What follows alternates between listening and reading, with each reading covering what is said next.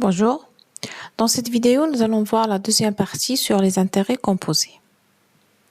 Alors, on avait vu que pour calculer la valeur acquise, on avait utilisé cette formule, Cn qui est égal à C0 fois 1 plus t à la puissance n. Alors, cette formule-là, on ne peut l'appliquer que lorsque la durée et le taux soient homogènes, c'est-à-dire qu'ils sont exprimés dans la même unité de temps. Donc, si par exemple les intérêts sont capitalisés à la fin de chaque mois, donc la formule ne peut être appliquée que si le taux d'intérêt est mensuel. Donc, il faut calculer un taux. Donc, si on a dans les données un taux qui est annuel, il faut calculer le taux d'intérêt mensuel correspondant à ce taux-là. Donc, on utilise dans le cas des intérêts composés, on utilise les taux équivalents.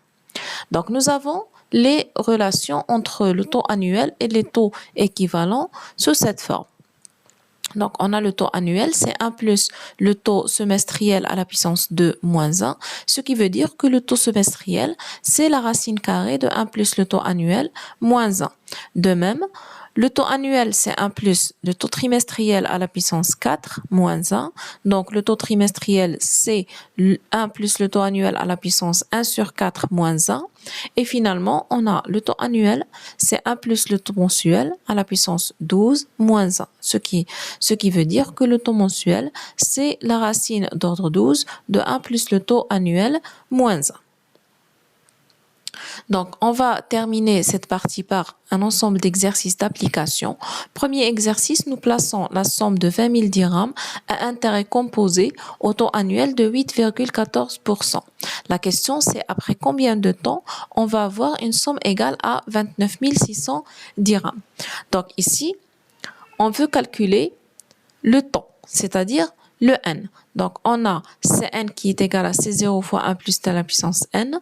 Donc, 1 plus t à la puissance n, c'est Cn sur C0, ce qui nous donne finalement, en appliquant la formule ln, ça nous donne n qui est égal à ln de Cn sur C0 sur ln de 1 plus t, donc ce qui donne dans ce cas-là la valeur de 5 ans.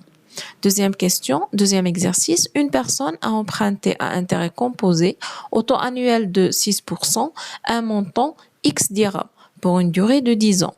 À l'échéance, il devra rembourser 150 000 dirhams. La question, c'est calculer X. Donc ici, on a le taux, on connaît le taux, on connaît la durée, on connaît la valeur acquise. Reste maintenant à calculer la valeur actuelle. Donc, bien sûr, il faut s'assurer que le taux et la durée sont homogènes. On a un taux qui est annuel, la durée, elle est 10 ans, donc on peut appliquer notre formule. Donc, C0, C10, c'est C0 fois 1 plus t à la puissance n, ce qui veut dire que C0, c'est C10 sur 1 plus t à la puissance n, ce qui va donner cette valeur finalement. Troisième exercice, un capital de 120 000 dirhams est placé à intérêt composé au taux semestriel de 6%. Calculer sa valeur acquise au bout de 4 ans. Donc, les données que nous avons là, on a C0, c'est 120 000, on a la durée qui est égale à 4 ans, le taux qui est 6%.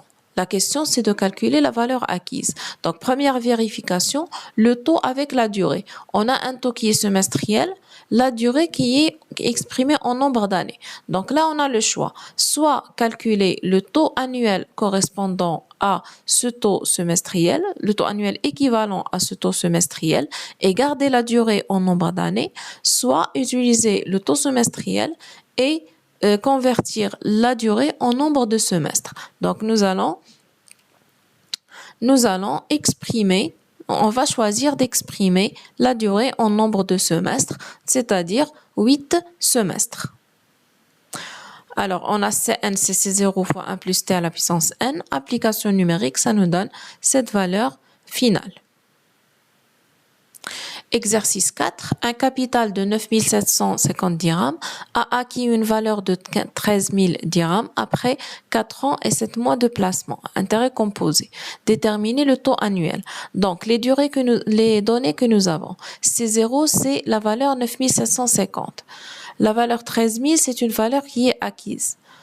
La durée, c'est 4 ans et 7 mois. On veut déterminer un taux annuel. Donc, on va exprimer la durée en nombre d'années. Donc, 4 plus 7 sur 12, en réduisant au même dénominateur, ça nous donne 55 sur 12. Donc, on a Cn, c'est 0 fois 1 plus t à la puissance n. Donc, 1 plus t à la puissance n, c'est Cn sur C0. Donc, 1 plus t, c'est cette quantité à la